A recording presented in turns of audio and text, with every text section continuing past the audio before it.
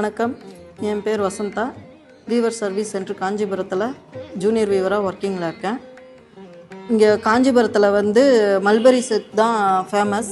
First silk பட்டுப்பூச்சியிலேருந்து எடுத்து அதை process பண்ணி கோராவாக வரும்.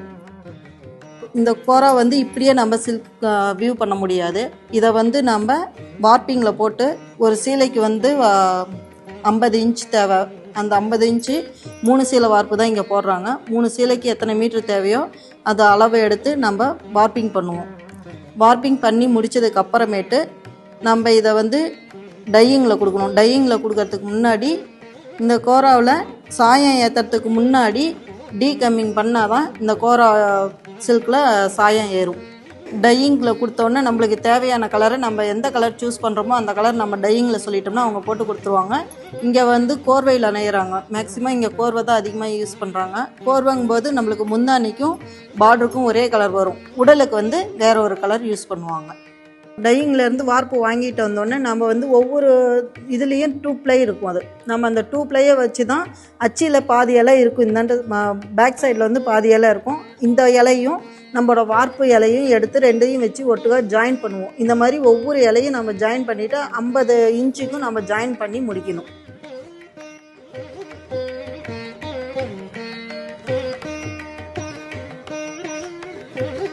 இதுக்கு அடுத்தது ஊடை நூல். ஊடை நூல் நம்ம பாவுக்கு நடுவில் கொண்டு போகிறது தான் ஊடை நூல். அந்த ஊடை நூலை நம்ம ஒவ்வொரு ஹேங்காக இருக்கும். ஒரு ஹேங்கை எடுத்து நம்ம இந்த மாதிரி பருவட்டத்தில் இழைக்கணும். ஒவ்வொரு ஹேங்காக இழைச்சி 4 பருவட்டத்தில் இழைச்சி 4 பருவட்டத்தையும் ஒட்டுக்காக வச்சு ஒரே பருவட்டத்தில் இழைக்கணும்.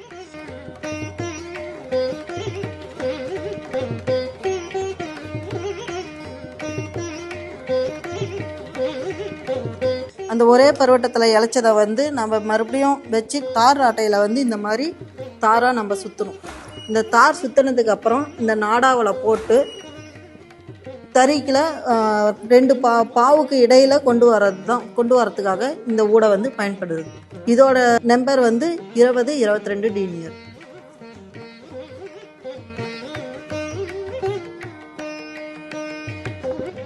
அடுத்தது டிசைன் நம்மளுக்கு என்ன டிசைன் வேணுமோ அந்த டிசைனை நம்ம கையில் வரைஞ்சி சின்னதாக வரைஞ்சி நம்ம டிசைனர்கிட்ட கொடுத்தோம்னா அவங்க கம்ப்யூட்டரில் போட்டு எங்கெங்கே பெயிண்டிங் மார்க் வைக்கணுமோ அதெல்லாம் வச்சு தருவாங்க. அந்த பெயிண்டிங் மார்க் வைக்கிறது நம்ம நெய்யும் போது அது நம்ம கையில் இரட்டை வராமல் இருக்கிறதுக்காக அந்த பெயிண்டிங் மார்க் வைப்பாங்க. அது வச்சதுக்கு அப்புறமேட்டு நம்மளுக்கு எடுத்து தருவாங்க. அதை நம்ம எடுத்துகிட்டு ஹேண்ட் பஞ்சிங்கில் 120 ஜக்காடுக்குன்னா அதுக்கு தகுந்த மாதிரி அந்த ஹூக் வரிசையில் உட்கார வச்சு தருவாங்க. அதே 240னா அதுக்கு தகுந்த ஹூக்கில் உட்கார வச்சு தருவாங்க. அதை எடுத்துகிட்டு நம்ம இங்கே கார்ட் பஞ்சிங் பண்ணணும். கார்ட் பஞ்சிங் பண்ணும்போது நம்மளுக்கு இப்போ உடலுக்குன்னா நம்ம டிசைன் எல்லாம் பஞ்ச் பண்ணணும். ப்ளைனாக இருக்கிறத அப்படியே விட்டுறணும். அதே பார்டருக்குன்னா ப்ளைனை பஞ்ச் பண்ணணும், டிசைனெல்லாம் அப்படியே விட்டுறணும். அடுத்தது கார்டு அடித்ததுக்கப்புறம் கார்டு லேசிங் பண்ணுவோம். கார்டு லேசிங்கில் கார்டு லேசிங் ஃப்ரேமில் ஒவ்வொரு கார்டாக அதில் ஒரு 20-25 கார்டுக்கு இடம் இருக்கும். அதில் ஒவ்வொரு கார்டாக உட்கார வைப்போம். ஒரு 6 கார்டுக்கு ஒருக்கா குறுக்க ஒரு கம்பி வைப்போம். அந்த கம்பி வச்சோன்னே ஒரு ஹூக்கை பயன்படுத்தி ஒவ்வொரு ஹோலுக்கும் நாங்கள் அந்த கார்டு லேசிங் கயிறை வச்சு நாங்கள் கோர்த்துக்கிட்டே போவோம். எல்லாம் கோர்த்து முடித்ததுக்கு அப்புறமேட்டு எத்தனை கார்டு நாங்கள் டிசைன் பண்ணோமோ அத்தனை கார்டை அடித்து முடித்து அத்தனை கார்டையும் லேசிங் பண்ணி கடைசியில் 2 முனையும் ஒன்றா ஜாயின் பண்ணி அதை ஜக்கார்டில் போட்டு வியூ பண்ணுவோம்.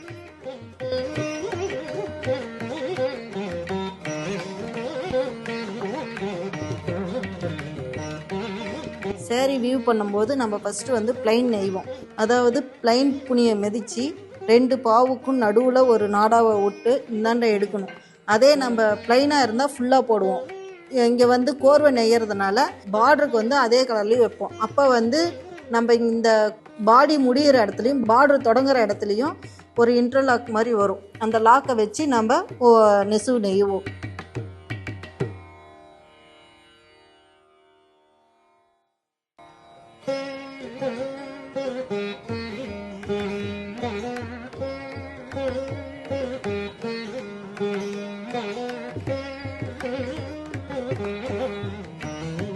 இப்போ இதில் பிளைன் நெய்யும் போது நம்ம இதை புனியை மிதித்து இந்த நாடாவை இதுக்குள்ளே விட்றோம். இந்த நாடாவை இதுக்குள்ளே விட்டதுக்கு அப்புறமேட்டு மறுபடியும் ஒரு புனி மேய்ச்சோம்னா பார்டர் மட்டும் எந்திரிக்கும். அந்த பார்டருக்கு வந்து இந்த சைடு விட்டு வாங்கிடுவோம். அதுக்கப்புறமேட்டு மறுபடியும் ஒரு புனி மேய்ச்சோம்னா டிசைன் ஜரிகைக்கு எந்திரிக்கும். ஜரிகை யூஸ் பண்ணதுக்கு அப்புறமேட்டு மறுபடியும் இன்னொரு புனி மேய்ச்சோம்னா புட்டா வரும். அது புட்டாவுக்கு வந்து நம்ம திரி தான் யூஸ் பண்ணுவோம். திரி வச்சு நம்ம ஒவ்வொரு புட்டாவாக வாங்கணும். இதில் மேக்ஸிமம் 8 இருக்குது. இந்த மாதிரி 8 புட்டா லைனாக வாங்கினதுக்கு அப்புறமேட்டு ஒரு அடி அடிப்போம். இந்த மாதிரி ஒவ்வொரு இதுக்கும் நம்ம ஒவ்வொரு டைம் நாடாவை யூஸ் பண்ணி இப்படி அடித்து நம்ம நெஞ்சோம்னா தான் சேலை வந்து வரும். டிசைன் வந்து கீழே இருக்கும். அது மேலே வந்து இந்த டிசைனுக்கு உண்டான நூலெல்லாம் லாக் பண்ணுறது மாதிரி மேலே இருக்கும். இவ்வளோ கஷ்டப்பட்டு செஞ்ச சேரீயை வந்து அடுத்தவங்க கட்டும்போது ரொம்ப சந்தோஷமாக இருக்குது. எனக்கு வந்து எங்கள் அப்பா நெஞ்சு தரும்போது நான் கட்டும்போது அந்த சேரீ நான் கட்டியிருக்கேன் பார்க்கும்போது எங்கள் அப்பா ரொம்ப சந்தோஷமாக படுவார். அப்போ எனக்கு அதோட அர்த்தம் புரியலை. ஆனால் இப்போ நான் இவ்வளோ கஷ்டப்பட்டு வியூ பண்ணி அதை அடுத்தவங்க கட்டியிருக்கும் போது அந்த சந்தோஷம் எனக்கு கிடைக்கும்போது தான் இப்போ எங்கள் அப்பா அதை எவ்வளோ சந்தோஷம் அனுபவிச்சிருப்பாங்கிறது எனக்கு ரொம்ப இப்போ தான் புரியுது. எனக்கு அது பொறுத்த வரைக்கும் இப்போ இந்த கைத்தறியில் நான் தறி நெய்யறங்கும் போது எனக்கு அவ்வளோ ஒரு சந்தோஷமாக இருக்குது.